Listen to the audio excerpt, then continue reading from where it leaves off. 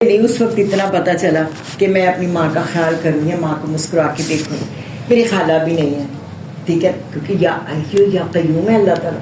اللہ میں یہ ان کے نعم البدل, میں یہ جو بزرگ ہیں میرے محلے میں ان کا خیال رکھتی, ٹھیک ہے نا.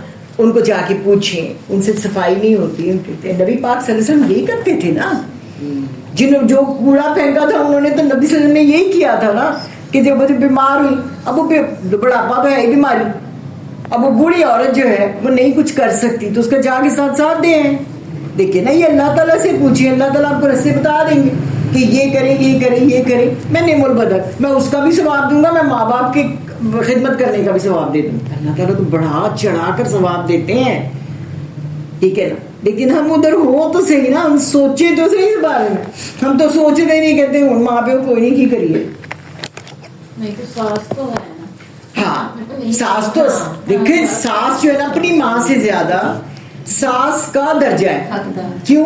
اس لیے کہ ایک تو کیا نام ہے, اس شخص کی وہ ماں ہے جس کو اگر سجدہ جائز ہوتا تو اس شخص کو, نہ نبی پاک صلی اللہ علیہ وسلم کو نہ ہی ماں باپ کو, ٹھیک ہے نا. کتنی بڑی ہستی ہیں. اللہ کے بعد اگر سجدہ جائز ہوتا تو خاوند کو, اور خاوند کی جو جنت ہے وہ اس ماں کے پیروں کے تیلی میں, ٹھیک ہے, پاؤں کے نیچے. کتنی فضیلت ہے اس ماں کی. ہم لوگ اپنی ماؤں کو اپنے گھروں میں رکھتے ہیں لیکن ساسوں کو نہیں رکھتے, اور یہ کہتے ہیں کہ جی قرآن میں تو حکم نہیں آیا ہم سسرال کی خدمت کرنے کا. کیسے نہیں آیا؟ میں کہتی ہوں ہمارے علماء جو ہیں, دیکھیں نا, کئی چیزیں ہیں قرآن پاک میں اللہ تعالیٰ نے اجاگر نہیں کی, لیکن ہم نے اس کو سمجھنا, غور و فکر کرنا ہے کہ ہمیں کیا کیا حکم آیا ہے. آپ دیکھیں, کیا نکاح نہیں کرتی لڑکی, سائن کرتی کس چیز پر کرتی ہے؟ جانشینی پر. جانشینی پر وہ سائن کر رہی ہوتی کہ میں اپنے خاوند کی جانشین ہوں. وہ تو کمانے جائے گا, اس کی جتنی ذمہ داری ہو میں پوری کروں گی. اب اس کی ذمہ داریاں کیا ہیں؟ اس کی ماں کی ذمہ داری, اس کے باپ کی ذمہ داری, اس کی بہنوں کی ذمہ داری, اس کے بھائیوں کی ذمہ داری, اس کے گھر کی ذمہ داری, اس کے بچوں کی ذمہ داری, اس کے گھر کی صفائی کی ذمہ داری, اس کے گھر کی حفاظت کی ذمہ داری. یہ سب چیزوں پر اتنے بندوں کے سامنے اتنے لوگوں کو بلا کر وہ سائن کر رہی ہے. مرد تو صرف یہ سائن کر رہا ہے کہ میں اس کی حفاظت کروں گا, میں اس کو کھانا پینا دوں گا, نان نفقہ دوں گا, اپنی حیثیت کے مطابق جو میری حیثیت ہوگی میں وہ دوں گا, اور یہ کیا نام ہے, جو بھی مجھے میسر ہوگا میں اس کو کھانا کھلاؤں گا, اس کو کپڑے دوں گا, اس کو سب کچھ دوں گا. لیکن ذمہ داری کس کی زیادہ ہے؟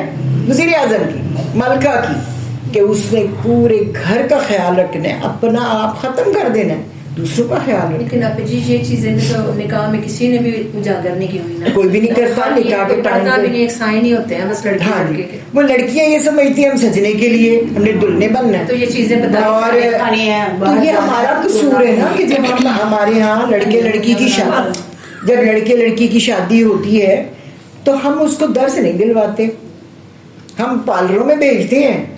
ہم وہ اس کو وہ آج کل جو ہے کہ ہم ڈانس سکھاتے ہیں کہ جب تم وہاں جاؤ گی تو نکاح کے بعد تو کس طرح دولہے کے ساتھ تم نے ڈانس کرنا, ٹھیک ہے نا. یہ چیزیں سکھاتے ہیں لیکن یہ نہیں پہلے سکھاتے. اچھا مہندی, یہ جس ایک دن پہلے, جب وہ رخصتی سے ایک دن پہلے لڑکے کو بھی اور لڑکی کو بھی یہ درس دلوانا چاہیے کہ ہاں لڑکے کو کیا ذمہ داری پڑنے لگی, کیونکہ یہ عمر قید با مشقت ہے. یہ کوئی, ہم لوگ تو بہت خوشیاں مناتے ہیں اس میں, وہ ہم جتنی بھی ہیں یہ ہندوؤں والے وہ رسم و رواج کرتے ہیں, مسلمانوں والوں کو تو کوئی رواج نہیں کرتے, نہ ہی اس کو کوئی سمجھاتا ہے, نہ نکاح کرتے وقت وہ نکاح ہاں یہ سمجھاتا ہے کہ تمہارے ساتھ کیا ہونے لگا. آج کل تو وہ سائن کروانے بھیج دیتے ہیں, وہ تو یہ بھی نہیں بتاتے کہ قبولے بھی نہیں کرواتے, ٹھیک ہے نا, سائن کروانے بھجوا دیتے ہیں کہ ہاں جی سائن کر دو, ادھر نکاح ہو گیا دوسرے پاس سے بات, ٹھیک ہے نا, یا اکٹھے بیٹھ کے اللہ کرتے ہیں. ہاں جی, ہم نے تو یہ چیزیں بھی ختم کر, ہمیں نکاح کی اہمیت کا ہی نہیں پتا. وہ نکاح کیا ہے؟ آسمانوں پر مبارکبادیاں دی جا رہی ہوتی ہیں. یہ لڑکے لڑکی کا نکاح ہوتا ہے نا, تو آسمانوں پر مبارکبادیاں دے رہے ہوتے ہیں فرشتے کہ الحمدللہ کہ آج ایک لڑکے لڑکی کا نکاح ہو رہا ہے. اور وہ پھر ان کے لیے مغفرت کی دعائیں کر, لیکن وہ نکاح کے فوراً بعد دوپٹے اتر جاتے ہیں اور ڈول شروع ہو جاتا ہے, ٹھیک ہے نا, تو فرشتے چلے جاتے ہیں, رحمت کی دعائیں بھی نہیں کرتے. یہ ہم پر ڈپینڈ کرتا ہے نا کہ ہم کتنی رحمت اللہ کی وصول کرتے ہیں. اللہ تعالیٰ تو رحمتوں کی بارش کر رہے ہیں, لیکن ہم کتنی رحمتیں وصول کر رہے ہیں یہ ہم پر ڈپینڈ کرتا ہے, ٹھیک ہے نا. تو اللہ تعالیٰ نے ہمیں سب کچھ سکھا دیا. اب ہم نے قرآن پاک کو سامنے رکھ کر اس کا کیسے حق ادا کرنا ہے, قرآن پاک کو ہم نے سامنے رکھنا ہے, پھر ہم نے حق کیسے ادا. یہ جو میں باتیں یہ کر رہی ہوں نا بیچ میں, اللہ تعالیٰ کے حکم سے ہی ہیں, کیونکہ کوئی سوچی نہیں ہوتی. اللہ تعالیٰ کے حوالے کیا ہوتا ہے کہ یہاں باری تعالیٰ جتنا بھی جو بھی بتانا ہوتا ہے آپ بتا دیجیے گا, ٹھیک ہے. جن کو جو سمجھانا ہوتا ہے یا باری تعالیٰ سمجھا دیجیے گا. آگے بھی انشاءاللہ تعالیٰ آیات کے ساتھ ساتھ حکم. دیکھیں ریڈ تو ہر کوئی کر لیتا ہے قرآن کو, ناظرہ ہر کوئی پڑھ لیتا ہے, اس میں سے حکم کم لوگ ہی نکال اللہ کے حکم سے.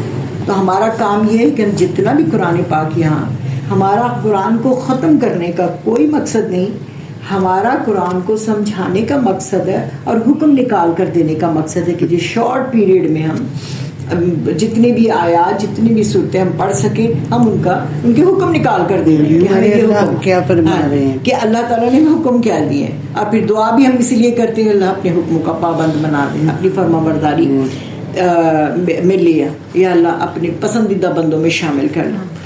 اب اس کا حق ادا کیسے کرنا ہے, ہم نے لکھنا بھی ہے, پڑھنا بھی ہے اور سننا بھی ہے, ٹھیک ہے نا. یہ ہمارا فرض ہے, ہمیں حق ادا کرنا ہے قرآن پاک. یہ ساری صلاحیتیں استعمال ہوں گی تب قرآن پاک آئے گا. ہم اس کو لکھیں گے بھی, جو پوائنٹس اچھا لگے لکھیں, اور جو آیت ہے اس کو پڑھنے کا طریقہ کہ ہم سے غلطی نہ ہو. ہم اگر آیات کو پڑھتے ہیں تو اس کا بھی دھیان رکھا کریں قرآن پاک میں کہ ہم انہوں نے آیات کیسے پڑھی ہیں, ٹھیک ہے. پھر اس کے بعد اس کا ترجمہ سننا, اس کے بارے میں احکامات سننا, ٹھیک ہے. اچھا جی, ان فی ذالک لذکر لمن کان لہ قلب او القى السمع وهو شہید. بے شک اس کتاب میں البتہ ایک یاد دہانی ہے, نصیحت ہے. اس کتاب میں کیا ہے, نصیحتیں ہیں. ہمیں اللہ تعالیٰ نے نصیحتیں کی ہیں کہ تم اس طرح کرو گے تو تمہیں کچھ ملے گا. تمہارے گمان تو بہت ہے, تمہاری خواہشات تو بہت ہے, لیکن اس کا ان کو حاصل کرنے کا طریقہ کار کیا ہے. جو طریقہ اختیار کرے گا اس کو خواہشات اس کی پوری ہوں گی, جو ان نصیحتوں سے فائدہ اٹھائے گا. جس کے پاس دل ہو یا وہ کان لگائے اور یا وہ حاضر ہو. کیا دل, کان اور حاضر دماغی. پھر ہم قرآن کو سمجھ سکتے ہیں. دل دماغ کی حاضری ہر لحاظ سے حاضر. اچھا جی, اب آپ سوچیں کہ آپ اپنی اسی حاضری کا اللہ کی محفل میں کتنے پرسنٹ دے رہے ہیں. ہم کتنے پرسنٹ ہیں اللہ کی محفل میں؟ کوئی 100% ہوتا ہے, کوئی 90% ہوتا ہے, اور کوئی جس کو نیند آ رہی ہوتی ہے وہ 10% ہوتا ہے, وہ 0%. اور کئی جو ہے وہ آتے ہیں اور یہیں رکھ کر واپس چلے جاتے ہیں, ساتھ کچھ نہیں لے کر جاتے, ٹھیک ہے نا. یہ ہم پہ ڈپینڈ کرتا ہے کہ ہم کتنے پرسنٹ جو ہے اس میں سے. دیکھیں نا, یہ وہ بڑی کی چیز ہے کہ رحمتیں برس رہی ہیں, جولیاں پھیلا رہے جتنی مرضی لے. اب جیسے صبح کے ٹائم پہ 2 فرشتے آتے ہیں, ایک فرشتہ خیر دے رہا ہوتا ہے سب کو, ٹھیک ہے نا, جتنی مرضی لے لو, لمٹ کوئی نہیں, ٹھیک ہے نا. اور ایک فرشتہ جو ہے وہ کیا کرتا ہے, وہ بیماریاں, تکلیفیں, آزمائشیں وہ لے کر آتا ہے. اب یہ ہم پہ ڈیپینڈ کرتا ہے کہ ہم اٹھے ہوئے ہوں اور ہم ان سے اللہ تعالیٰ کی پناہ میں آتے ہیں, اللہ ہمیں بچا لے, یا اللہ جتنی تکلیفیں آج اتر رہی ہیں اللہ ہمیں بچا لے. اب پھر وہ کیا ہوتا ہے, تکلیف اگر ہماری قسمت میں لکھی ہوئی ہے ہمارے لیے تو وہ معمولی ہو جاتی, کم ہو جاتی. ہمیں تکلیف یہاں اللہ تعالیٰ ختم کر دیتا ہے. آزمائش کو یہاں نہیں ہوتی ہے, اللہ تعالیٰ ختم کرتے ہیں. کوئی ٹھوکر لگنی ہوتی تو اللہ تعالیٰ چھوٹی سی ٹھوکر لگا دیتا ہے, ٹھیک ہے, کیونکہ اللہ تعالیٰ اپنی پناہ میں لے لیتے ہیں.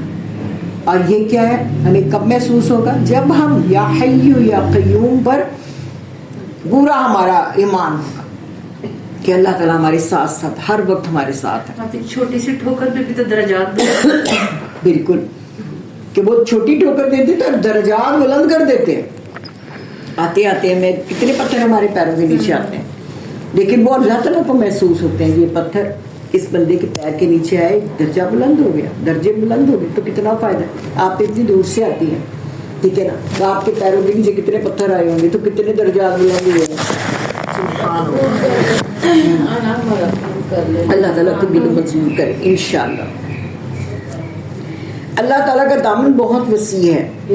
یہ آپ کے اپنے اوپر ہے کہ کتنا دامن پھیلاتے ہیں, کتنا برتن بھرتے ہیں, کتنا ڈالتے ہیں اس میں سے, ٹھیک ہے نا. تو اللہ تعالیٰ تو دے رہے. یہ خزانہ اب بٹنے لگا ہے آپ کو, اب آپ پر منحصر ہے کہ کتنا لیں گے, پھر کتنا سنبھالتے ہیں. پھر صرف لے کر جانے کی بات نہیں, سنبھالنے کی بھی ہے.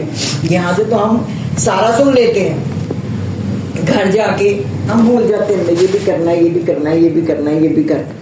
اس کو کتنا دماغ کے اندر رکھتے ہیں. جو یہاں لیکچر سن کے جاتے ہیں اس کو کتنا سنبھالتے ہیں, کتنا اس پر عمل کرتے ہیں, ٹھیک ہے نا. یہ ہم پہ ڈیپینڈ کرتا ہے. اچھا جی, اب قرآن کا تعارف. اللہ تعالیٰ نے قرآن پاک عربی زبان میں اتارا, اور یہ بھی بہترین مصلحت تھی اللہ تعالیٰ کی کہ انہوں نے عربی زبان میں اتارا. ہم اردو بولنے والے اس لحاظ سے خوش قسمت ہیں کہ قرآن پاک میں کل الفاظ جو ہیں جن کو بار بار دہرایا جاتا ہے وہ 1600 الفاظ. اور ہمیں کتنی بڑی بک لگتی ہے, اور کہتے ہوئی قرآن پاک تو ہم سمجھ نہیں سکتے, ہم تو پڑھ نہیں سکتے, ہم تو فلاں نہیں کر سکتے. بچے کو شروع کروائیں, اگر 5 سال میں بچے کو شروع کر, قرآن پاک تو نہیں وہ پڑھ سکتے. اچھا وہ ساری بکس لگا دیتے ہیں اس کو مانٹیسری وغیرہ میں داخل کروا کے, لیکن قرآن پاک کی طرف نہیں لے کر آتے. حالانکہ قرآن پاک سب سے آسان کتاب, سب سے آسان. وہ آسان کیوں ہے؟ اللہ تعالیٰ کی رحمت ہے اس میں, اللہ تعالیٰ کی خاص توجہ ہوتی ہے اس کو سمجھانے میں. اب دیکھیں کیونکہ اللہ تعالیٰ کی مخلوق ہے قرآن پاک, اور جتنے جلدی ہمیں قرآن پاک آتا ہے, اگر مجھ سے کنارہ کشی اختیار کرے 1 دن 2 دن تو کیا ہوتا ہے, بھولنا شروع ہو جاتا ہے. وہ بھولتا, اٹکان بھی اتنی جلدی آتی. جتنا ہم اسے پیار کریں گے, جتنا ہم اس کے قریب جائیں گے, وہ ہمیں ایسا ہوگا جیسے کہ ہمیں زبانی یاد ہوگا, ٹھیک ہے, زبانی سارا کچھ, ہمیں ترجمہ بھی زبانی یاد ہوگا. لیکن اگر ہم تھوڑے عرصے